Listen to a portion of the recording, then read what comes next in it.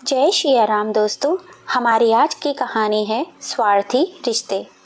गांव से आए सास ससुर को देखकर बहू बीमारी का बहाना बनाकर आराम से अपने कमरे में सो रही थी। अभी अभी थोड़ी देर पहले ही शाम की सैर से वापस लौटी अहिल्या जी आजकल अपने पति सुखविंदर जी के संग अपने बेटे बहू के घर आए हुए हैं। अहिल्या जी का बेटा हरीश अपने ऑफिस के काम में बहुत ज़्यादा व्यस्त रहता है कि अपने माँ बाप से बात करने का भी वह समय नहीं निकाल पाता। और यदि कभी अहिल्या जी उससे कुछ पूछना चाहें या कोई बात करना चाहें तो वे चिढ़कर जवाब देता है, क्या माँ आप तो सारा दिन घर पे खाली बैठी रहती हो, पर मेरे पास इतना समय नहीं है जिसे मैं आपके संग बर्बाद कर सकूं। मुझे ऑफिस का भी बहुत सारा काम करना है, इस तरह मुझे परेशान मत किया करो। यह कहकर वे वहाँ से चला जाता है। बहू भी कुछ कम नहीं थी। दरअसल हरीश के मन में उनके माता पिता के खिलाफ उल्टी सीधी बातें करके बहू ने ही जहर भर दिया था। अहिल्या जी अपने बेटे बहू के इस व्यवहार से बहुत दुखी रहती थी, लेकिन अपनी किस्मत समझकर मन महसूस कर रह रही थी। अहिल्या जी अपने पुराने समय की यादों में खोई हुई थी। कितने बड़े पद पर कार्य करते हरीश के पिताजी।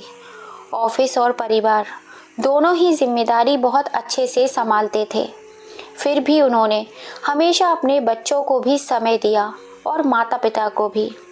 सबके साथ प्यार से बात करते थे और अपने माँ बाबूजी की भावनाओं की कद्र करते थे। लेकिन हमारे बेटा बहू हमारी भावनाओं को तो क्या समझेंगे। सीधे मुंह बात भी नहीं की जाती उनसे। रसोई घर का सारा काम अहिल्या जी ही करती थी, लेकिन फिर भी उनकी बहू हमेशा यही जताती थी कि घर का सारा काम वही करती है। कई बार अहिल्या जी ने अपनी बहू को फ़ोन पर अपनी माँ से बात करते हुए सुना था। बहू हमेशा एक ही बात दोहराती रहती थी, एक तो बच्चे की पढ़ाई है, ऊपर से घर का इतना सारा काम, और तीसरा मेरे सास ससुर मेरे सर पर आकर बैठ गए हैं। इतना भी नहीं समझते कि बेचारी अकेली जान क्या क्या करेगी। बच्चे की परीक्षा के समय भी मैं अपने पति से हमेशा यही कहती, अपने माँ बाप को उनके गांव छोड़ आओ। अगर मेरे बच्चे की परीक्षा अच्छी नहीं गई तो मुझसे बुरा और कोई नहीं होगा। अहिल्या जी सब जानती थी, लेकिन अपने पति की तबीयत को देखते हुए अपने मुंह पर ताला लगाए हुए थी। यूँ तो अहिल्या जी हर काम में उनकी मदद करती थी, लेकिन फिर भी बहू को उन्हें घर से निकलवाने का कोई न कोई बहाना चाहिए था। दरअसल अहिल्या जी अपने पति के इलाज के लिए अपने बेटे बहू के घर शहर में आकर रह रही थी, क्योंकि गांव से रोज रोज इतनी दूर आना तो संभव नहीं था। अहिल्या जी के घुटनों में भी तकलीफ रहती थी, लेकिन इतना सब कुछ होने के बावजूद भी वे कभी शिकायत नहीं करती थी और बहू के काम में पूरी मदद किया करती थी। अहिल्या जी को भी जिल्लत के साथ रहना मंजूर नहीं था, पर क्या करती बेचारी, मजबूरी थी। कभी कभी ज़्यादा उदास हो जाती तो उनके अपने पोते के साथ खेलने का बड़ा मन करता, लेकिन उसी समय बहू चिल्लाकर बोलती, आपकी हिम्मत कैसे हुई मेरे बेटे को हाथ लगाने की, चुपचाप अपने कमरे में ही पड़ी रहा करो। अहिल्या जी को अब अपना जीवन बोझ सा लगने लगा था। सोचने लगी कि मेरे पति क्या बीमार पड़े, मेरे साथ दो शब्द प्यार से बोलने वाला भी कोई नहीं है। अहिल्या जी के पति का 10 दिन के बाद ऑपरेशन होना था और उनके घुटनों में इतना ज़्यादा दर्द था कि वो ठीक से चल भी नहीं पा रही थी। आज रविवार का दिन था, सो बेटा घर पर ही था। इसलिए अहिल्या जी ने अपने बेटे से कहा कि मुझे अस्पताल तक छोड़ दो, तेरे पिताजी की रिपोर्ट दिखानी है। लेकिन बेटे ने साफ इनकार कर दिया। क्या माँ, एक संडे ही तो छुट्टी का मिलता है, उसमें भी तुम परेशान करने लग जाती हो, रिक्शा करके चली जाओ। यह बोलते हुए हरीश अपने कमरे में वापस चला गया और जाकर लेट गया। जैसे ही अहिल्या जी दरवाजे की तरफ बढ़ रही थी, इतने में बहू की आवाज़ आई, अजी सुनते हो, मुझे गाड़ी से पार्लर छोड़ दो। बहुत तेज धूप है बाहर। ठीक है, तुम तैयार हो जाओ, अंदर से आवाज आई। यह देखकर अहिल्या जी की भरी आंखें लिए बाहर निकल गईं और रिक्शा ढूंढने लगी। लंगड़ा लंगड़ा कर चल रही थी तो पीछे से ही एक रिक्शा वाला आकर रुका और बोला, माँ जी, लगता है आपकी टांगों में काफ़ी तकलीफ है, चलिए मैं आपको छोड़ देता हूँ। अहिल्या जी उसका धन्यवाद करते हुए रिक्शे में बैठ गई और मन ही मन उसे दुआएं देने लगी। अस्पताल पहुंचकर जब उसे पैसे देने चाहे तो रिक्शा वाला बोला, माँ जी, इतनी कड़ी धूप में आप पैदल दोबारा कैसे जाएंगी? आप होकर आइए, मैं आपके लिए यहीं खड़ा हूँ, आपको वापस भी छोड़ दूँगा। रिक्शे वाले के प्यार भरे 2 शब्दों से अहिल्या जी का हृदय गदगद हो गया। जब तक अहिल्या जी के पति ठीक ठाक थे तब तक मजाल है कोई उनके ऊपर उंगली भी उठा ले, परंतु जब से उनका एक्सीडेंट हुआ है तब से बेचारे एकदम लाचार और बेबस हो गए हैं। इन 2 महीनों में ना जाने कितनी बार अहिल्या जी ने अपने बेटे बहू से खरी खोटी सुन ली थी। हालांकि उनका इलाज अपने रिटायरमेंट के पैसों से ही चल रहा था, लेकिन फिर भी उन पर एहसान जताया जा रहा था। एक दिन अहिल्या जी के पास उनके पति सुखविंदर जी के घनिष्ठ दोस्त लखन जी का फ़ोन आया कि वह शाम को सुखविंदर जी से मिलने आ रहे हैं। अहिल्या जी बहुत खुश हुई कि चलो, हरीश के पापा का भी थोड़ा दिल बहल जाएगा। हरीश को बोली, तुम्हारे पापा के मित्र आ रहे हैं तो थोड़ा नाश्ते का इंतज़ाम करना है, जो भी खर्चा होगा अपने पापा के पैसों में से काट लेना। उनका नाम सुनते ही सुखविंदर जी के दिल में एक नई ऊर्जा सी दौड़ गई, लेकिन बहू ने कुछ भी बनाने से साफ इनकार कर दिया। अहिल्या जी ने जैसे तैसे लंगड़ाते हुए सारे काम किए। शाम को जब उनके दोस्त उनसे मिलने के लिए घर आए तो सुखविंदर जी बहुत खुश हो गए। वह अपनी पत्नी अहिल्या जी और बहू से उन्हें मिलवाने लगे। हरीश से मिलकर उनके दोस्त बोले, बरखुरदार, आज तुम जो भी कुछ हो अपने माता पिता की वजह से ही हो, और तुम्हारी माता जी ने तुम्हारी परवरिश में कभी कोई कमी नहीं छोड़ी। सारा काम संभालते हुए भी कभी उफ तक नहीं की। यह सब करना इतना आसान नहीं होता। अब तुम्हारी बारी है इन्हें सुख देने की। अपने माता पिता का हमेशा सम्मान करना, उन्हें कभी दुख मत देना और उनकी सेवा हमेशा दिल से करना। यह अभी सारी बातें चल ही रही थी कि इतने में बहू उनकी बात को काटते हुए बोली, अंकल जी, बुरा मत मानना, लेकिन यह कोई अनोखे माँ बाप नहीं है जिन्होंने अपने बच्चों को पाला है। इन्होंने कुछ अलग तो नहीं किया है। हर कोई अपनी औलाद के लिए इतना काम तो करता ही है। जी अंकल जी, सीमा बिल्कुल सही बोल रही है, और वैसे भी हम अपनी तरफ से पूरी कोशिश कर रहे हैं अपने माँ बाप को खुश रखने की। हमने उनकी सेवा में कभी कोई कमी नहीं छोड़ी है। अपने बेटे बहू की जली कटी बातें सुनकर अहिल्या जी की आंखों में आंसू आ गए। वह सबके सामने अपने आप को कमज़ोर साबित करना नहीं चाहती थी, इसीलिए अपने पल्लू से आंसू पोंछ डाले और मेहमानों से बोली, वैसे तो हरीश हमारा बहुत ख्याल रखता है, बहुत अच्छा बेटा है और हमें किसी चीज़ की कमी नहीं होने देता। इतने में हरीश भड़कते हुए बोला, माँ प्लीज़ मेरे सामने तो अच्छा बनने का ये नाटक मत करो। आपने ही इन लोगों को बोला होगा मुझे ये सब कहने के लिए, और अभी भोली बन रही हो। बेटे हरीश के मुंह से ऐसी कठोर शब्द सुनकर अहिल्या जी की आंखें आंसुओं से भर गईं। बिस्तर पर पड़े सुखविंदर जी को जैसे बहुत बड़ा धक्का सा लगा और वह लेटे लेटे ही बोल पड़े, जिस बेटे को इतने नाजों से पाला, अपना जीवन कुर्बान कर दिया, जिस पर वही आज अपने माता पिता की परवरिश पर सवाल कर रहा है, और वह भी अपनी पत्नी के सामने। अरे तुम्हारी पत्नी ने तो तुम्हें मोह जाल में बांध लिया है, जिसके कारण तुम्हें कोई नज़र नहीं आता। उधर हरीश की बातें सुनकर सीमा ऐसे खुश हो गई जैसे उसे कोई खजाना मिल गया हो। आखिर वो जो चाहती थी वही तो हो रहा था। दरअसल सीमा ने चिकनी चुपड़ी बातें करके हरीश को अपने जाल में फंसा लिया था। अब तो हरीश सीमा की हर बात का कायल हो गया था। एक दिन हरीश जब ऑफिस से लौटा तो उसे अपनी तबीयत कुछ ठीक नहीं लग रही थी। सीमा ने जब चेक किया तो देखा कि हरीश को बुखार था। उसका बदन भी बहुत दर्द कर रहा था। सीमा ने जानबूझकर माँ पिताजी को कुछ नहीं बताया और सारी रात हरीश की सेवा करने का ढोंग करती रही। सुबह जब माँ को पता चला तो हरीश के पास जाकर पूछने लगी, बेटा तूने बताया नहीं तेरी तबीयत खराब है।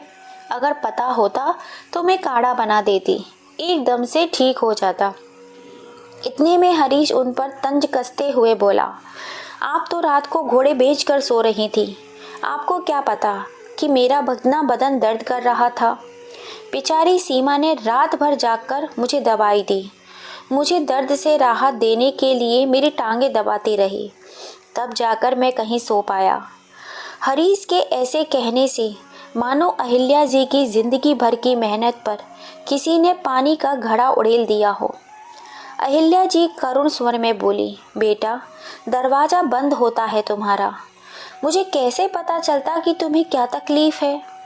वैसे तो तुमने सही कहा, तुम्हारी पत्नी ही तुम्हारी सब कुछ है, हमने कभी तुम्हारे लिए कुछ किया ही नहीं। इतने में सुखविंदर जी बोले, मैं तो सारा दिन ऑफिस की जिम्मेदारी में लगा रहता था। तुम्हारी माँ ने सारी रात जागकर तुम्हारा ध्यान रखा है। तुम्हें सूखी जगह पर सुलाकर खुद गीले पर सो जाती थी, पर कभी उफ तक नहीं करती थी। ऐसी है तुम्हारी माँ। तेरे बड़े होने पर, तेरी एग्ज़ाम के समय पर, जब तू देर रात तक जागता था, तेरी माँ ही तेरे साथ जागती थी। कभी तुझे चाय बना कर देती तो कभी तेरा सर दबाती। मैंने तो सिर्फ अपने पैसे खर्च किए थे, पर उसने तो अपने दिन का चैन और रातों की नींद तुझ पर कुर्बान कर दी थी। जब तूने सीमा के साथ शादी करने की बात कही थी तो सभी तेरे खिलाफ थे, लेकिन तेरी माँ हमेशा तेरे साथ खड़ी रही। शादी के बाद भी उसने बहू को अपनी बेटी की तरह प्यार किया, लेकिन उसने कभी तेरी माँ को अपनी माँ नहीं समझा। उसने तो बस तुझ पर ही अपना अधिकार जमाया। हमारे यहाँ आने के बाद भी तेरी पत्नी सिर्फ तेरी पसंद का खाना बनाती है। अपनी बचत से महंगा तोहफा लाई हूँ, यह कहकर तुझे अपने मोह जाल में फंसाने में कामयाब हो गई। धीरे धीरे वह तुझे हमसे दूर लेकर जा रही है। हम यह बात समझ रहे थे, लेकिन हमने कुछ नहीं कहा, क्योंकि हमें अपनी परवरिश पर यकीन था।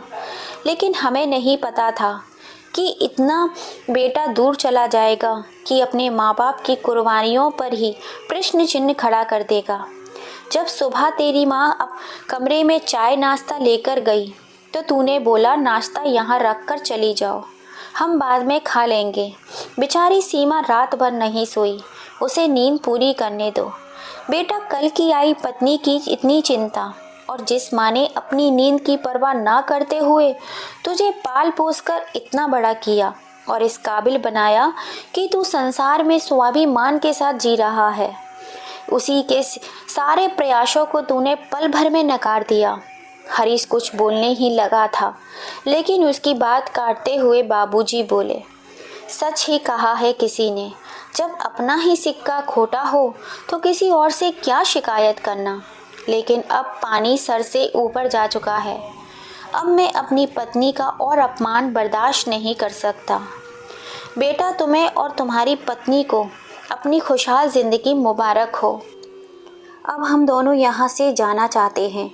ससुर जी, आज आपने पहली बार बहुत ही अच्छी बात कही, क्योंकि दूसरों के घर में नौकरों की तरह रहने से अच्छा है कि अपने घर में ही रहा जाए।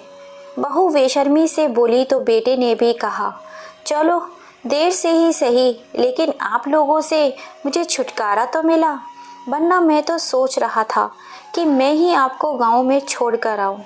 बेटे और बहू की इन तीर के समान बातों को सुनकर दोनों पति पत्नी अपना सामान समेटकर गांव की ओर चल दिए, लेकिन अपना अपमान उनसे बर्दाश्त नहीं हो पाया। वे दोनों रात को घर पहुँचे और सुबह अपने बिस्तर से उठ ही नहीं पाए। हमेशा हमेशा के लिए उन्हें अपने दुखों से छुटकारा मिल गया था। जैसे ही बेटे बहू को पता चला, दोनों तुरंत दिखावा करने के लिए भागते हुए सारे क्रियाक्रम के पश्चात हरीश ने घर को बेचने का फैसला कर लिया ताकि वह शहर जाकर आराम से रह सके। जैसे ही पिताजी के दोस्त ने यह सुना कि उनका मकान बेचा जा रहा है, वह तुरंत घर आए और हरीश से बोले, बेटा तुमसे कुछ ज़रूरी बात करनी है। हरीश उनकी बात सुनने को तैयार नहीं था। तभी उन्होंने कहा, बेटा तुम्हारे पिताजी के कमरे में जो अलमारी है उसे खोलो। जानना नहीं चाहोगे कि तुम्हारे पिताजी उस अलमारी को कभी तुम्हें हाथ क्यों नहीं लगाने देते थे? तभी उसे याद आया कि उसने कितनी बार पापा की अलमारी खोलने की कोशिश की, लेकिन हमेशा पिताजी अलमारी खोलते देखकर उसे डांट दिया करते थे। वह तो उस अलमारी के पास भी उसे आने नहीं देते थे। लेकिन आज आखिरकार रात से पर्दा खुलने वाला ही था। जैसे ही हरीश ने अलमारी खोली, उसके अंदर कुछ पेपर्स रखे दिखाई दिए। जब उसने वह कागज़ खोल कर देखे तो सोचा कुछ ज़मीन जायदाद के कागज़ होंगे, लेकिन उस पेपर्स को पढ़ते ही उसके पैरों तले ज़मीन खिसक गई। उन पर लिखा था कि आज से 30 साल पहले उन्होंने हरीश को अनाथ आश्रम से गोद लिया था। हरीश का दिमाग झंझना गया और हाथ पैर सुन्न पड़ गए। शरीर में तो जैसे जान ही नहीं रही और पेपर्स छोड़कर ज़मीन पर गिर पड़े। हरीश की ऐसी हालत देखकर जब सीमा ने पेपर उठाकर पढ़े तो वह भी हक्की बक्की रह गई। पिताजी ने अपनी सारी जायदाद और गहने हरीश और उसकी पत्नी के नाम पर कर दिए थे। अब तो हरीश शर्म से ज़मीन में गड़ा जा रहा था। यह क्या कर दिया मैंने? जिन माता पिता ने इस अनाथ को फर्श से उठाकर अर्श तक पहुंचाया, एक नया जीवन दिया, मेरी सारी खुशियां और इच्छाओं को महत्व देते हुए अपने जीवन को एक तरफ रख दिया, उन्हें मैं कुछ दिन अपने घर में जगह भी न दे पाया और जलील करके उन्हें वापस भेज दिया।